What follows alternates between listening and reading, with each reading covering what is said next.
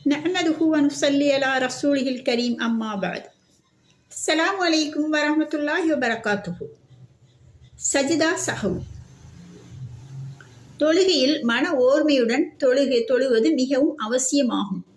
ஆனால் எப்போதாவது மறதியின் காரணமாக தொழுகையில் ஏதாவது ஒன்றை விட்டுவிட்டால், அதாவது தொழுகையில் முந்தைய 2 ரக்காத்துகளில் அல்லது அவ்விரண்டில் ஒன்றில் சூரத்துல் ஃபாத்திஹா ஓதுவதை மறந்த நிலையில் ஒருவர் விட்டுவிட்டால், அல்லது தொழுகையின் முந்தைய 2 ரக்காத்துகளிலோ அல்லது அவ்விரண்டில் ஒன்றிலோ துணை சூரா ஓத மறந்துவிட்டால், அல்லது ஃபாத்திஹா சூறாவை 2 முறை ஓதினால், ஏனெனில் துணை சூறாவை அதன் இடத்திலிருந்து பிற்படுத்தியதற்காக, அல்லது ஒருவர் ஒரே ஒரு சஜிதா செய்துவிட்டு அடுத்த ரக்காத்திற்காக எழுந்துவிட்டால், அல்லது மறதியாக அத்தஹியாத் ஓதுவதை விட்டுவிட்டால், வித்ரு தொழுகையில் குனூத்தின் தக்பீரை விட்டுவிட்டால், வித்ருவில் ருக்கு செய்வதற்கு முன்பு குனூத் ஓதுவதை விட்டுவிட்டால், இப்படி மறதியின் காரணமாக ஏதாவது ஒன்றை விட்டுவிட்டால் சஜிதா சஹு செய்வது கட்டாயமாகும்.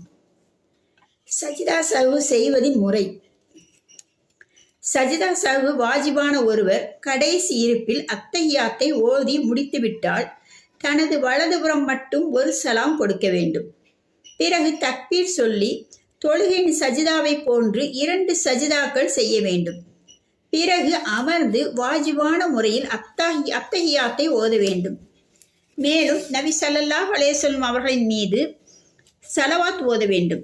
மேலும் தனக்காக துஆ செய்ய வேண்டும். பிறகு தொழுகையிலிருந்து வெளியேறுவதற்காக சலாம் கொடுக்க வேண்டும்.